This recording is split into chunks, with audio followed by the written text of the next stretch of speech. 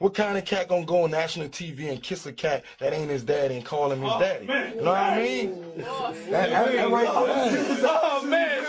Radio.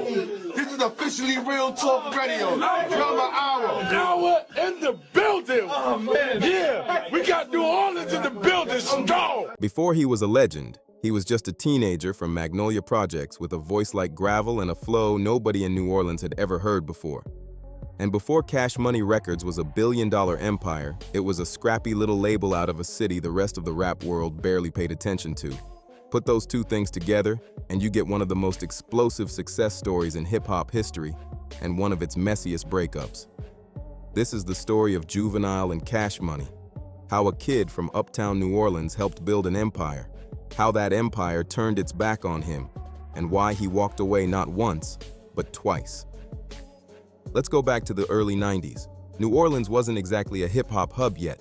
The West Coast had gangsta rap, the East Coast had its boom-bap legends, and the South was still fighting to get a seat at the table. But in New Orleans, a sound was brewing in the bounce clubs and block parties. Fast, rowdy, call-and-response energy that made whole rooms move at once. Juvenile, born Terrius Gray, grew up right in the middle of it. He wasn't some polished studio rapper. He was a street poet shaped by the Magnolia housing projects, and by the time he was a teenager, he was already known around the city for his rapid-fire, twisting flow. By me being in a Magnolia, I call my style off the post flow. So I took the everyday slang, the question, answer that everybody use every day. You know what I'm saying? Like, the ball went to the store, Say, brother, the Saints win that last game, You know, like that. That's Juvenile. That's everyday slang. So look, that's the way I bring it to you. All this little bounce stuff you see all these people out there following behind trying to do, they can do it, but they can't do it like I did it because I'm the originator. Some things you can't take from the originators, man. You gotta respect the game and catch a cut, man, when it comes to Juvenile. Around 1995, a young label run by two brothers, Brian Birdman Williams and Ronald Slim Williams, started building a roster of New Orleans talent. Cash Money Records was still finding its footing, releasing bounce records and local hits. But the Williams brothers had bigger ambitions. They wanted a sound that could take New Orleans out of the region and onto the national stage. Juvenile was one of the artists they brought into the fold, and it turned out to be one of the best decisions Cash Money ever made. Juve stayed on the old side, but I heard of him. And one day we had this little show, and I was with my cousin Rufus. I was like, man, I want to find this nigga Juvenile. But at the same time, we had Canal and Claiborne, the nigga right there at the bus stop. And he said, that go Juvenile right there at the bus stop. The nigga say he was coming from work. I told him, quit his job. You ain't never got to go back. That's when our relationship started and changed his whole life, just like that. In 1997, Juvenile dropped his solo debut for the label, Soul Ya Rags. It wasn't a massive commercial hit, but it put him on the map and gave Cash Money a real artist to build around. That same year, Birdman assembled a supergroup out of his young roster, Juvenile, a barely teenage Lil Wayne, BG, and Turk, and called them the Hot Boys. Juvenile was the veteran of the group. He was older, more seasoned, and honestly, he was the one carrying a lot of the weight in the studio while the younger guys were still finding their voices. The Hot Boys dropped Get It How You Live independently in 1997, and it actually sold serious numbers without major label backing. Proof that something special was happening in New Orleans. Then came the deal that changed everything. In 1998, Cash Money signed a distribution agreement with Universal Records, reportedly worth around $30 million over 3 years.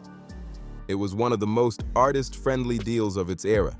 Cash Money kept ownership of its masters and a huge cut of wholesale revenue, while Universal handled the marketing and distribution muscle. That deal gave the label the resources to actually compete nationally. And the artist who cashed in on that opportunity first, and biggest, was Juvenile. Later that same year, Juvenile released 400 Degrees. It became the label's first platinum album, eventually selling over 4 million copies in the United States alone. To put that in perspective, this was Cash Money's first true blockbuster, and it came from Juvenile, not from the artist most casual fans associate with the label's rise today. The Juvenile record popped off. That nigga Juve's first album did 10 million. Wow, diamond. He did numbers, real numbers. Juve was knocking off 7. You know, back then, if you was going gold or platinum, you was a clown. Juvie got a lot of sales on this. Yeah. So and Han was the first record that did it, right? And that thing did like 30,000 the first week. It just picked up, and that bitch went to doing 100, 150. It was when I was least selling the first week album on Kip. The album was packed with hits, but one song in particular became a cultural phenomenon. Back That Ass Up. It was inescapable. It played in every club, every car, every cookout.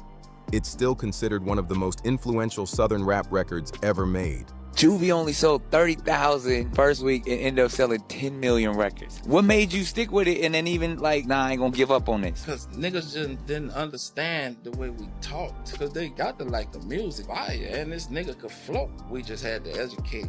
And decades later, it's still a staple at parties and on the radio. Juvenile wasn't just a member of the Cash Money roster anymore. For a stretch, he basically was Cash Money's brand, and it wasn't just his solo success.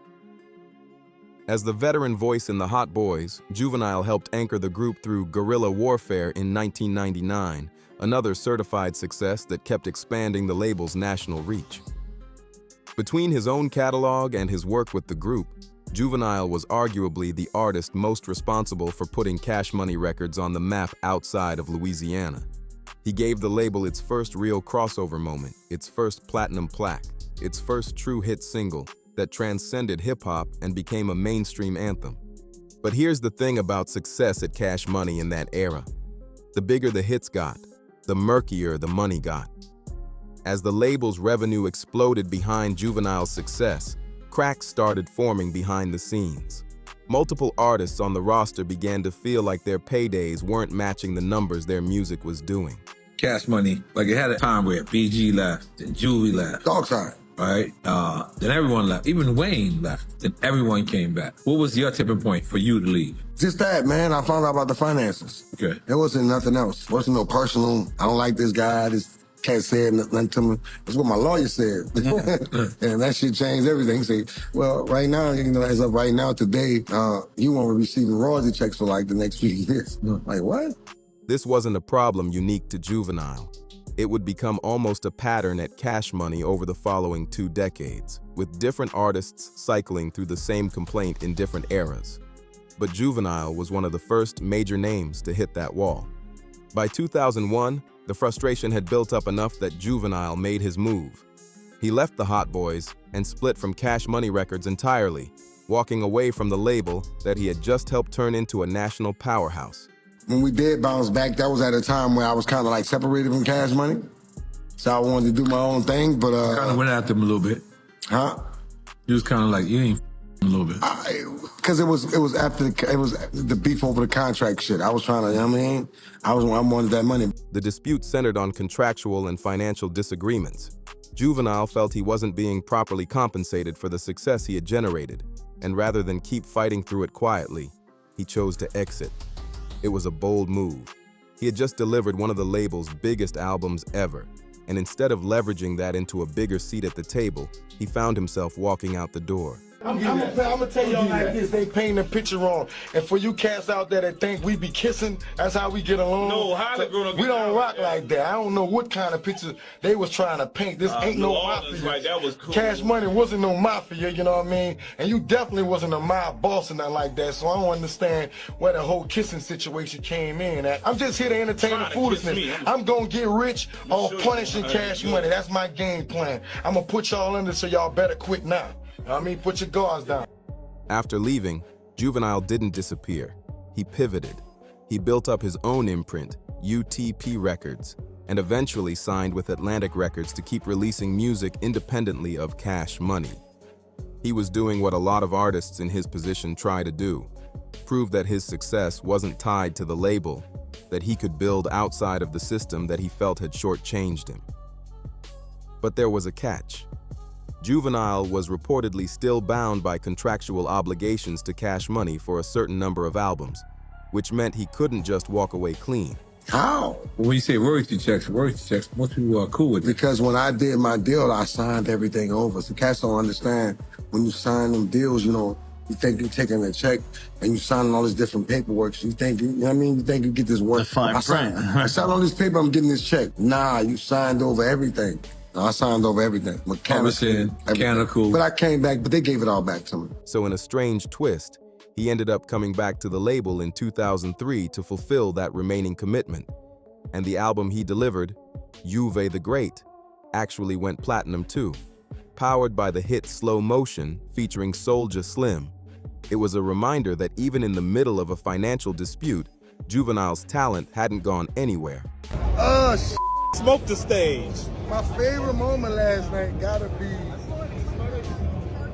So many. when I sung Slow Motion. Oh yeah. Recipe Soulja Slim. The breakdown of the acapella part, singing it live like that. Definitely. How you been, man? I've been great, man. You know, take care of myself. He came back, delivered another hit record, and then, once that obligation was fulfilled, he left Cash Money again, this time making it clear it wasn't a relationship he planned on repeating anytime soon. I came back and went, because they didn't know what they had a lawyer. They was young too, doing. They had a lawyer who really didn't know.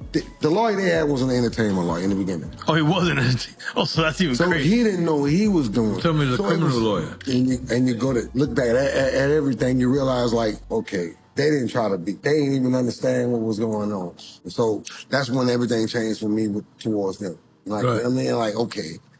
For years afterward, Juvenile was fairly candid about why he walked away.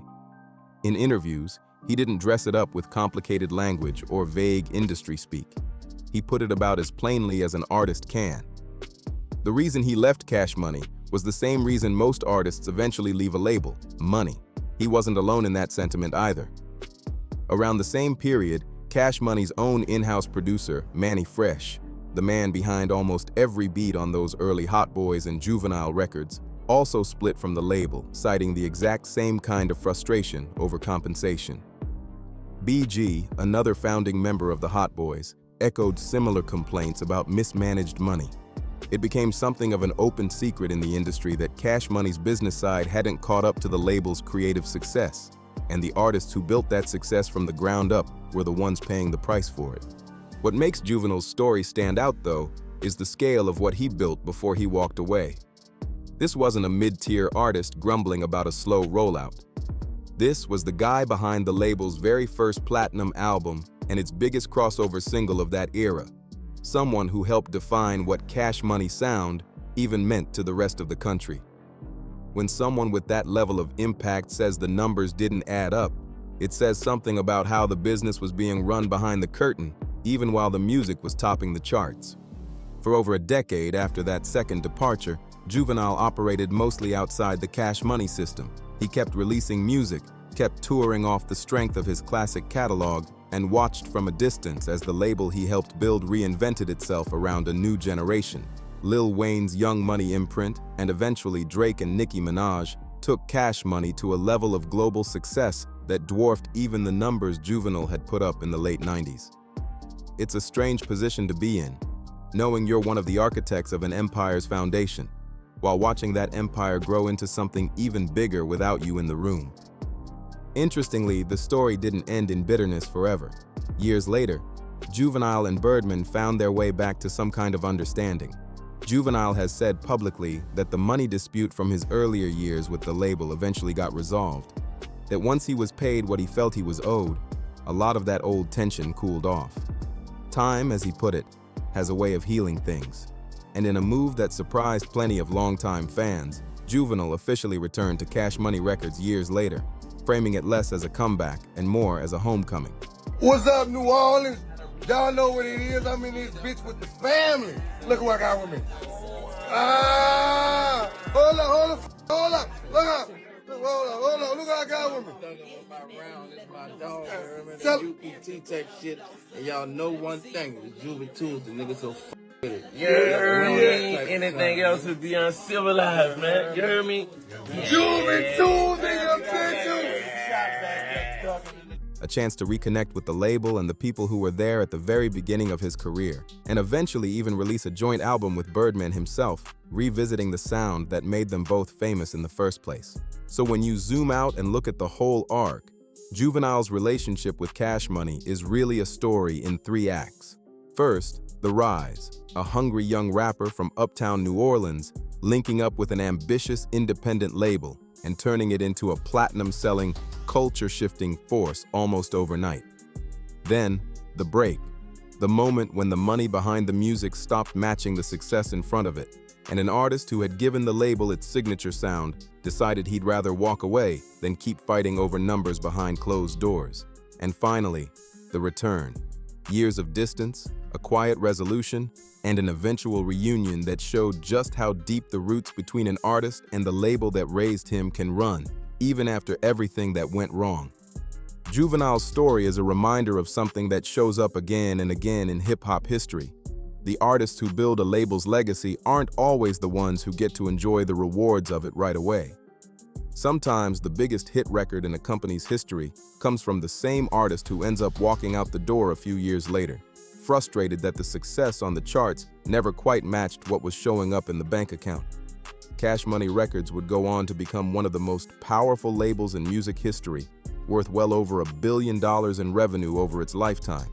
But it's worth remembering that the foundation of that empire, the very first platinum plaque, the song that's still played at every cookout and club decades later, came from a kid out of Magnolia Projects who eventually had to leave the family business just to get what he felt he'd earned. That's the real story behind Juvenile and Cash Money. Not just a hit-making run in the late 90s, but a hard lesson about art, business, and what it really costs to build an empire from the ground up. But in the studio, me and Wayne, we was doing a lot of shit at the time because BG and Turk was in a little trouble. You know what I'm saying? They was in and out, so they couldn't do as much as we could do in the studio. Not saying that they weren't great in the studio. I ain't gonna say that. They just but at the time, they was in and out that they weren't available, so we was the two, and that's what Birdman was trying to tell them. Oh, we stopped them from kissing. Y'all ain't noticed they just stopped kissing all of a sudden? Yeah, they stopped. Man, Skip put a song out called A Hoe, man. You a hoe, you kissing a nigga. What kind of nigga kissing another man? A hoe? Like that, homie. Like, boy, y'all got people thinking we kiss down here. Hell no, nigga. We don't rock like that, man. Y'all were rapping each other's songs? Y'all were rapping each other's songs like New Orleans, like it's like one of the best hip-hop hubs of all time. Yeah, it is, man. Hey. Hip-hop didn't start in New Orleans, but I can tell you what we did, we kept it going for a few years. You know what I mean? Absolutely.